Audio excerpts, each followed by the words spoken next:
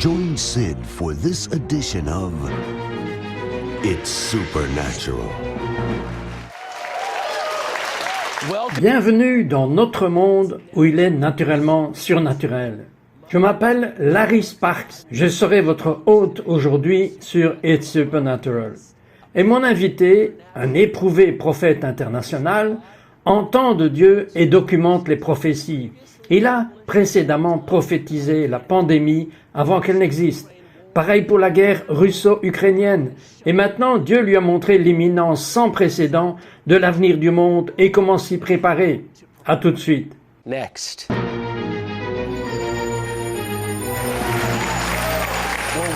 Eh bien, bienvenue à It's Supernatural. Je suis ici avec le prophète Bobby Conner. Vous êtes dans le ministère depuis 53 ans, servant 5 fois par semaine dans la plupart du temps au cours de ces 53 années. Depuis 53 ans, oui. Voici ce que je sais à propos de vous. C'est que vous êtes le prophète du temps et des saisons. Dans la Bible, il parle de la tribu d'Issachar. Et il est dit qu'ils savaient à quelle heure ils étaient dans l'esprit. Mais aussi, ils savaient quoi faire. Et je crois que ce qui va arriver aujourd'hui, Bobby, comme vous partagez ce que le Saint-Esprit vous a révélé, non seulement vous allez laisser les gens savoir ce qui va se passer, comment on s'est préparé, comment on s'associe à l'activité et au mouvement de l'Esprit. Parce que je vais vous dire une chose à propos de votre témoignage que je connais, c'est que naturellement, vous ne devriez pas être ici assis à cette table. Que s'est-il passé quand vous étiez dans le ventre de votre mère? Parce que, corrigez-moi si j'ai tort, vous avez eu une rencontre avec Dieu lorsque vous étiez dans le ventre de votre mère. You were in your mother's womb. Ok, j'étais dans le ventre de ma mère, nous sommes en 1943, mon père avait 37 ans, et il était un bel homme de 6 pieds 6 pouces. Mais il a dormi avec des femmes étranges, il a attrapé une maladie vénérienne, et il est mort de folie dans un asile de fous. Et donc, les médecins ont discuté avec ma mère, et lui ont dit, « Le bébé dans votre ventre sera affligé de la même maladie qui a tué son père. » Alors, ma mère était désespérée. Elle avait déjà 2 enfants. L'un d'eux était né infirme, mon frère Glenn. Et voici donc ce que ma mère a fait. Elle était désespérée. Elle n'a pas fait cela par méchanceté, mais elle pensait qu'elle le faisait par miséricorde. Elle ne voulait pas que je dépérisse comme mon père. Alors elle a pris un cintre, a transformé le crochet et l'a inséré dans son ventre. Alors Dieu m'a aidé. La main du Seigneur est venue, m'a poussé de côté et a empêché ma mère d'extraire ma vie hors de son corps. J'en ai parlé à ma femme avant que ma mère ne me le dise. Ma femme, Caroline, a dit « Bobby, personne ne peut savoir ce qui lui est arrivé quand il était un fœtus. » J'ai dit « Jean le Baptiste l'a fait. » Et donc, de toute façon, c'est la vérité absolue. Et donc, ma première expérience a été dans le ventre de ma mère. Il est dit dans la Bible « Je t'ai couvert dans le ventre de ta mère. » Wow! Et même dans votre enfance, c'est incroyable. L'ennemi a essayé de faire ce qu'il a pu pour vous faire mourir. Je sais que vous étiez à un point de désespoir absolu et vous avez presque perdu la vie. Qu'est-il arrivé? Quand j'avais 8 ans, je me suis saoulé pour la première fois. J'ai bu de l'alcool et je me suis enivré. Et un démon est entré en moi et a essayé de me tuer, en automne 1968. Et je suis entré dans un mode de vie rude. Je veux dire aussi dur que ça puisse l'être. Et voici ce que mes amis disaient, mes tantes et mes oncles. Eh bien, il sera mort ou dans un pénitencier quand il aura 21 ans. Et c'était juste horrible. Et ils disaient, ce dont il a besoin, c'est d'une femme, d'un gamin et d'une maison. Mais j'ai eu une femme, un enfant et une maison. Et j'étais encore misérable. Alors voici donc ce que j'ai dit. Si c'est tout ce qu'il y a dans la vie, j'en ai fini. Alors j'ai conduit ma voiture profondément dans le fond de Kickapoo Creek. J'ai laissé ma petite femme et mon fils dehors, il y a plus de 50 ans maintenant, mais peu importe, je les ai laissés sortir pour aller à l'église. Et j'ai conduit ma voiture au plus profond des bois, au fond du ruisseau Kickapoo. J'ai pris un fusil de chasse, un double canon sur le siège, je l'ai sorti, je l'ai ouvert, j'ai mis 2 chevrotines dedans, je l'ai fermé et j'ai collé le fusil dans le fond de ma bouche. J'ai retiré la sécurité, j'ai mis mon pouce sur la gâchette, et tout d'un coup, toute la voiture a été remplie des cris de démons. « Fais-le, fais-le, fais-le maintenant !» Vous voyez à quoi le diable veut en venir? Voler, tuer et détruire. Jésus a dit « Je suis venu pour que vous ayez la vie et que vous l'ayez en abondance. » Quoi qu'il en soit, j'ai commencé à trembler comme une feuille. Je n'avais peur de personne pourtant. J'ai commencé à trembler comme une feuille. J'ai mis l'arme en sécurité et je l'ai jetée sur le siège arrière de la voiture. Je suis retourné à cette église où ma femme et mon petit garçon étaient allés, n'ayant jamais plus l'intention de les revoir. Je vais me tuer et ils sont rentrés dans l'église. Je suis retourné à cette église et j'étais assis dans le siège auto là, sous un grand vieil arbre à la première église baptiste à Murchison, Texas. À cette époque, Murchison avait 202 personnes dedans. Maintenant, il y en a jusqu'à 520. Elle est en constante croissance. Quoi qu'il en soit, je suis assis là-dessous. Et voici ce que j'ai fait. J'ai dit, « Seigneur Jésus, si tu le peux, sauve ma vie. » Juste comme ça. Juste comme ça. J'ai ouvert la porte et j'étais une nouvelle création. C'était incroyable. Alors j'ai marché jusqu'à la porte de l'église, j'ai ouvert la porte de l'église et j'ai dit « Aide-moi Dieu !» Et voici ce qui s'est passé. J'ai ouvert la porte, il y avait Paul Knowles, un pasteur que je détestais. Je l'attrapais dans les magasins, je le bousculais, je le maudissais. Je l'aurais battu jusqu'à ce qu'il soit inconscient. Mais il me regardait avec ses grands yeux bleus et il m'a dit « Bobby, je t'aime !» Et il était là, c'était son église où ma femme et mon petit garçon étaient, et les voici. Ils sont sur un banc de deuil, un banc de prière, et ils prient. Paul Knowles, ma femme, mon petit garçon, Sharon et Ronnie Coste, et certains autres jeunes couples chrétiens. Et voici ce que j'ai entendu quand je me tenais là-bas, dans le foyer de cette église. Je les ai entendus crier « Oh mon Dieu, quoi qu'il en coûte, sauve Bobby !» Vous voyez, s'ils n'avaient pas prié pour moi, je me serais tiré une balle dans la cervelle. Je serais en enfer plutôt qu'à It's Supernatural. Voyez, Dieu a un plan pour nous, n'est-ce pas? God's got a plan for us, hasn't he? He does. What I want you to do. Il a un plan. Ce que je veux que vous fassiez, parce qu'il y a une grâce sur cela, Bobby, je voudrais que vous regardiez cette caméra. Je crois que le Seigneur veut vous utiliser maintenant pour interrompre l'esprit de suicide. Je crois vraiment. Il y a des gens qui nous regardent. Je veux faire ça. Allez-y. Je veux vous dire, le diable vient voler, tuer et détruire. Jésus a dit, je suis venu pour que vous puissiez avoir une vie en abondance. Et je vous dis, vous ne pouvez pas tomber dans une fosse si profonde que la grâce de Dieu ne puisse pas vous en sortir. Un de mes versets préférés dans la Bible dit ceci. J'ai attendu patiemment après le Seigneur. Il s'est penché sur moi et il a entendu mon cri. Il m'a sorti d'un gouffre horrible, hors de l'argile boueuse. Il a mis mes pieds sur un rocher solide. Il a établi mes allées et venues. Il a mis un tout nouveau chant dans ma bouche, même la louange pour notre Dieu. Beaucoup le verront et le craindront et feront confiance au Seigneur. Vous pouvez penser que vous êtes dans une fosse et que vous ne pouvez pas vous en sortir, mais la grâce de Dieu peut descendre et vous prendre, et il va faire quelque chose de merveilleux pour vous lorsque vous ouvrirez votre cœur et votre vie à Christ. Il vous sortira du royaume des ténèbres pour vous mettre dans le royaume de la lumière, de l'amour et de la libération. C'est Colossiens 1, verset 13. Dieu nous transforme. Dieu nous transfère hors du royaume des ténèbres vers le royaume de la lumière, de l'amour et de la libération. C'est le meilleur voyage que vous ferez jamais. Alors Seigneur, je prie pour qu'ils ouvrent leur cœur et ils te recevront et se repentiront et viendront te connaître. Ils sauront que tu es la vie éternelle. Au nom de Jésus. Amen. Amen. I believe. Amen. Amen. Je crois que Dieu a épargné la vie de Bobby Comner parce qu'il avait un plan et un but pour lui. Il a un plan et un but pour vous. À notre retour, Bobby Conner va partager sur le Yom Kippour la visite du Saint-Esprit qu'il a eue en 2017, que je crois que nous allons voir se passer même maintenant, de nos jours. Restez avec nous, nous revenons tout de suite. Stay with us. We'll be right back.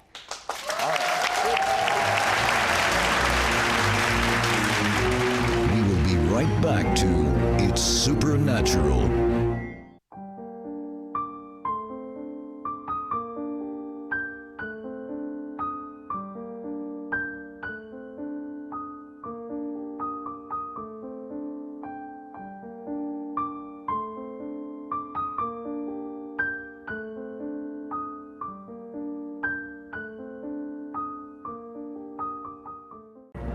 We now return to It's Supernatural.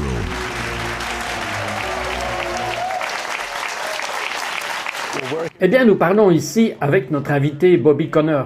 Et je sais que le Seigneur surnaturellement vous a épargné pour que vous soyez vraiment prophète des nations. Avant de plonger dans certaines de ces paroles de Yom Kippour, j'aimerais que vous partagiez certaines des paroles que vous avez eues et qui arrivent réellement, que nous voyons littéralement arriver dans les dernières années. Ok, j'ai prophétisé l'attentat terroriste avant que cela n'arrive, et à l'époque, le mot terroriste était à peine connu. J'ai dit, il va y avoir une attaque terroriste. Les terroristes sont ici, maintenant. J'ai donc prophétisé à ce sujet. Puis, j'ai prophétisé à propos de la journée et l'heure de la guerre de la tempête du désert que nous avons vue 6 mois plus tard à la télévision. J'ai prophétisé à propos de la guerre entre l'Ukraine et la Russie, et donc tout cela est arrivé. J'ai prophétisé sur la pandémie avant qu'elle ne vienne, et j'ai dit, ce que vous pouvez lire, c'est ce que j'ai prophétisé, n'est-ce pas? J'avais 1 an d'avance. J'ai dit, il arrive une pandémie. Ce sera mortel et très dévastateur, mais ce sera un bouleversement pour un réveil. Ainsi, nous, en tant que corps du Christ, pouvons embrasser une plus grande gloire. Glory. Permettez-moi de vous poser cette question avant d'aller à Yom Kippour, parce que nous avons faim de la gloire de Dieu. Nous brûlons de voir sa gloire remplir la terre. À quoi cela ressemble-t-il? Que voyez-vous quand nous... Je sens même maintenant, quand on arrive d'une plus grande gloire, à quoi cela ressemble-t-il? Oui, dans cette verge du berger, celle de cette année, pour 2022, le Seigneur a dit « Je veux que tu enseignes à mon peuple comment entrer dans ma présence. » Vous ne pouvez pas entrer dans la gloire de Dieu si vous n'entrez pas dans la présence de Dieu. Et dans le psaume 16, verset 11, il est dit « Je vais te montrer le chemin de la vie. En ta présence est la plénitude de joie. À ta main droite sont les plaisirs pour toujours. » Nous devons apprendre à entrer dans la présence de Dieu. Laissez la présence de Dieu entrer en nous. Et c'est là que la gloire se trouve. Il n'y a pas de gloire hors de sa présence. Eh bien, je veux revenir en arrière jusqu'en 2017, jour du Yom Kippour, jour des expiations. Que s'est-il passé dans ces visites que vous avez eues?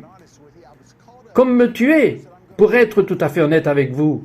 J'ai été attrapé. Le Seigneur a dit, je vais te montrer les parvis du ciel. Et j'ai été amené aux portes du ciel. Et ces grands murs, et ces anges massifs là-haut. Et je vous dis qu'ils ont l'air féroces, gardant le mur. Et je vous dis, ce sont les anges qui guident, qui m'ont amené là-haut. Nous sommes debout là-bas. Et il y a environ, je ne sais pas, des murs de 50 à 80 pieds de haut. Et il y a ces anges là-haut. Et ils ont l'air féroces. Et ils ont les yeux tournés vers le bas en même temps, en train de me regarder avec ces autres anges. Et ils ont dit d'un ton très fort, « Qui as-tu amené à cette porte ?» Et ces anges ont regardé en arrière, ils ont dit, « Nous avons amené l'ami du roi. » Et c'est comme ça que j'ai été dans les cours du ciel. J'ai été identifié et introduit en tant qu'ami du roi. Et c'est ce que Dieu veut que nous fassions. Il veut que nous le recevions comme ami et père. Et quoi qu'il en soit, j'ai été amené dans les cours du ciel. Il y avait une grande porte. On aurait dit qu'elle n'avait jamais été ouverte depuis des années.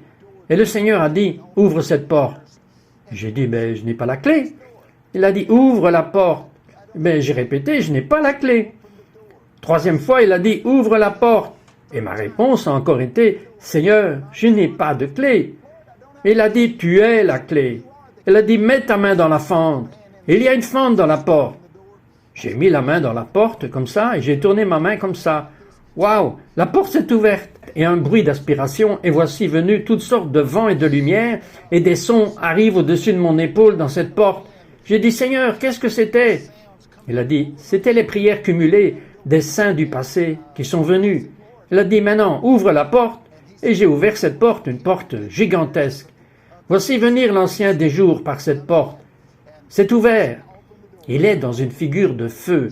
Ses vêtements sont en feu, des cheveux blancs comme de la laine. Et il m'a dit, je veux que tu puisses marcher derrière moi. Le Saint-Esprit peut marcher à mes côtés, mais toi, tu dois marcher derrière moi. Et il a reculé. Et il y avait des empreintes de pas en fusion. Vous pourriez voir, comme vous l'avez peut-être vu à la télévision, où il y a de la lave en fusion. Ça ressemblait à ça, et c'était ces empreintes. Il a dit, entre. Et j'ai pensé, je suis dans un corps mortel. Il a dit, entre. Je suis entré, et je peux vous dire, oh non, le feu a jailli de mes yeux, jailli de mes oreilles, jailli de mes doigts. Mais j'ai suivi l'Ancien des jours, et il a dit, l'Ancien des jours a rendu un verdict au nom des saints de Dieu. Et les saints de Dieu posséderont le royaume. La Bible dit que nous sommes assis à la droite de Dieu. Nous sommes assis avec Christ. La Bible dit, il est assis à la droite de Dieu dans les lieux célestes. Nous devons donc commencer à orchestrer ce qui se passe ici, de là-haut. Nous devons aller dans les cours du ciel et découvrir quel est le décret du ciel. Et dans ce verset de Daniel, vous allez entendre tant de choses. Il dit que les forces du mal régnaient et faisaient rage jusqu'à ce que l'ancien des jours se dresse, laisse tomber son marteau, rende un verdict au nom des saints de Dieu. Et ce verdict a été rendu, et nous possédons le royaume. Dans ces jours à venir, vous allez regarder, il va se passer quelque chose dans le corps de Christ. Nous sommes sur le point de devenir émerveillés, parce que nous sommes loin d'être trop familiers avec le Dieu que nous connaissons à peine. Mais il est sur le point de se réintroduire lui-même au travers de son peuple. N'est-ce pas incroyable? À notre retour, j'aimerais que vous vous prépariez, parce que je crois que le Dieu Tout-Puissant va se réintroduire lui-même à vous. Et pendant que vous regardez, je crois que la gloire de Dieu va remplir votre pièce, et il va partager le Yom Kippour 2022, la parole prophétique qu'il a reçue. Ne vous en allez pas, nous revenons tout de suite. Prophetic word he's received. Don't go away, we'll be right back. We will be right back to It's Supernatural.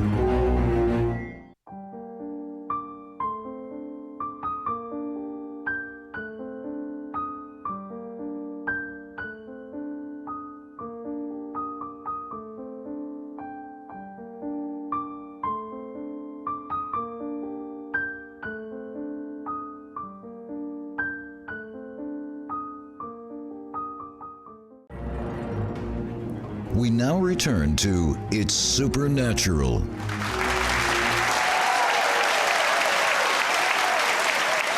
C'est un tel plaisir de parler avec le prophète Bobby Conner ici.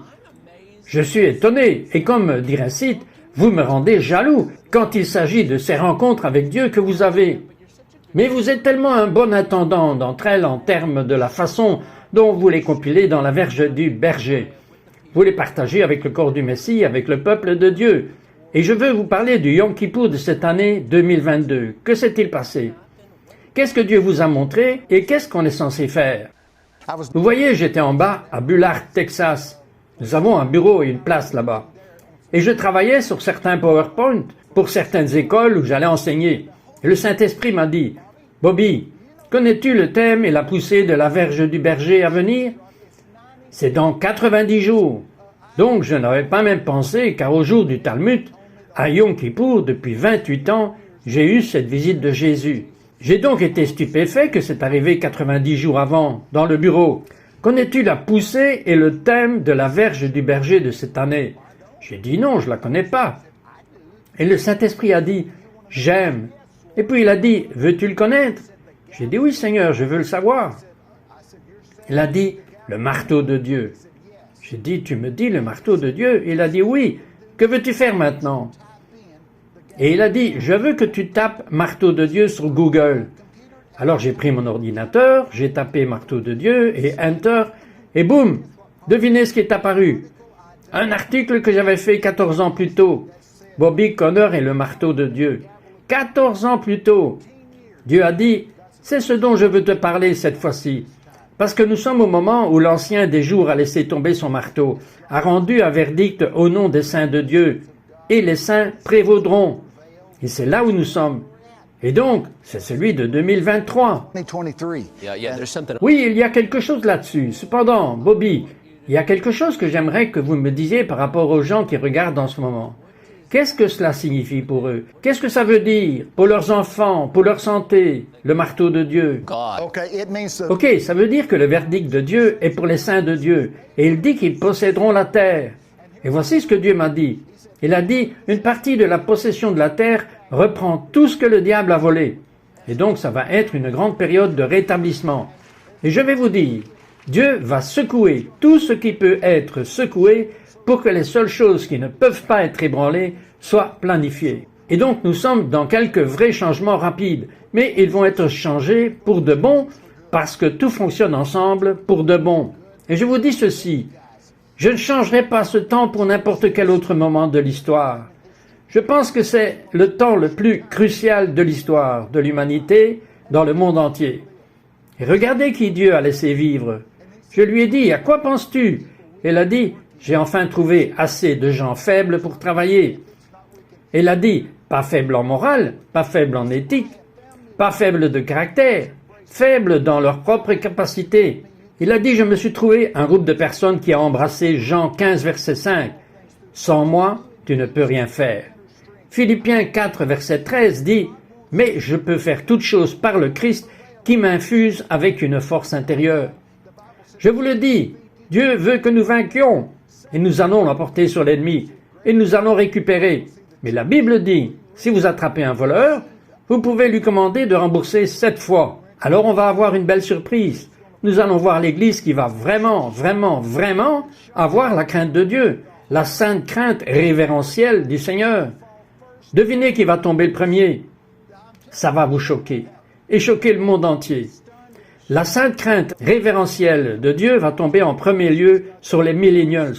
Je vous le dis, regardez, cela va arriver.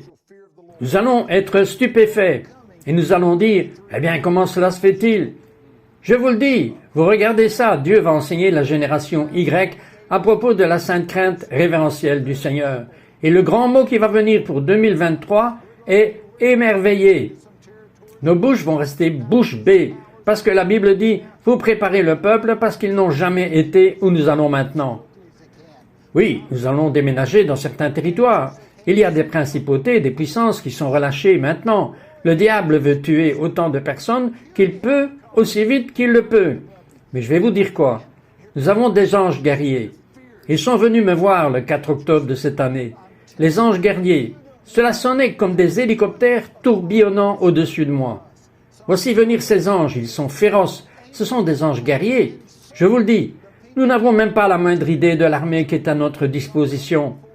Psaume 91, verset 11 dit « Les anges de Dieu encerclent le peuple de Dieu pour les protéger et veiller sur eux. » Le psaume 104, verset 4 dit « Ils sont ici pour nous servir et écouter. Ils sont adéquats et disponibles. » Ces anges avaient l'air féroces et de toute façon, je vais vous dire un secret à propos de ce qui s'est passé en ce dernier jour des expiations. Je suis là, chez moi, aux Chutes Moraves, Caroline du Nord. C'est là que j'étais pour cette verge de berger, et c'était le 4 octobre. Et voyez-vous, ça a commencé avec le coucher du soleil, et ça a recommencé le lendemain. Cela s'est terminé le lendemain au coucher du soleil. Donc, je suis sur mon porche arrière dans les Chutes moraviennes, Caroline du Nord. C'est l'endroit d'un portail ouvert. C'est une histoire incroyable là-bas. Mais je suis de retour sur mon porche arrière, et le soleil se couche dans le ciel occidental. C'est merveilleux. C'est absolument époustouflant. C'est de l'or. C'est de l'or comme vous ne pouvez même pas l'imaginer. Puis hors du nuage d'or viennent des rayons de lumière, comme des flèches d'or juste tirées là-bas. Et j'ai pensé, garçon, c'est quelque chose. Et alors, aide-moi Dieu. Voici venir un nuage de gloire d'environ la moitié de la taille de cette pièce ici. Et voici venir un nuage de gloire qui m'a englouti. J'étais englouti dans un nuage de gloire. Oh mon Dieu. Oh écoutez, je n'ai jamais eu une telle expérience. Ce nuage de gloire est juste venu, et il est venu précipitamment et m'a avalé dans ce nuage de gloire. Tout autour de moi se trouve ce nuage de gloire. Et ça tourbillonne comme ça tourbillonne et ça tourbillonne. Et à chaque rotation, une nouvelle révélation est écrite sur le nuage de gloire. Et ça tourne. Donc ça m'a juste... écoutez, aucun esprit ne pourrait comprendre tout cela. Et c'est ce que j'ai dit au Seigneur. J'ai dit, Seigneur, la révélation, elle va si vite, je ne sais pas comment je vais la conserver. Il a dit, Bobby, je vais le mettre dans ton esprit, pas dans tes pensées. Et rappelez-vous, le travail du Saint-Esprit est de faire remonter dans nos pensées ce qu'il nous a appris. Et donc, toutes ces révélations ont été sculptées sur ce nuage de gloire qui a tourné autour de moi. Honnêtement, ça m'a pris des jours pour retrouver mon équilibre. Honnêtement, d'être dans ce nuage de gloire. Mais je crois que Dieu va nous secouer avec sa présence. Et je pense que nous avons besoin que cette sainte crainte de Dieu revienne à la maison de Dieu. La crainte du Seigneur est quoi? Le début de la sagesse. Nous avons besoin de sagesse, n'est-ce pas? Nous avons absolument besoin de la sagesse de Dieu. Et cela vient de la sainte crainte de Dieu. And it comes from the holy fear of God. Eh bien, dans la série audio, vous avez réuni tout cela. Je crois que vous avez vraiment décrit ce qui s'en vient, comment nous pouvons nous aligner avec les chronologies de Dieu, comment nous pouvons nous préparer, comment nous positionner. Mais je veux encourager ceux qui regardent en ce moment. Si vous ne connaissez pas Jésus comme votre sauveur, Les jours arrivent où je crois que nous allons faire l'expérience de la gloire, de la face cachée, où la gloire de la présence de Dieu va être comme Bobby Conner l'a décrite. Et je veux juste vous encourager à simplement prier. Père Dieu, je suis un pécheur, je réclame le sang de Jésus pour me purifier de tout péché. Je confesse, Jésus, que tu es le Messie, tu es le Sauveur, tu es Seigneur, tu es mort et ressuscité. Et à cause de cela, je suis une nouvelle créature, je suis un croyant en Jésus. Remplis-moi de ton esprit, et Dieu, prépare-moi et utilise-moi pour les jours à venir d'une grande gloire. Au nom de Jésus, Amen.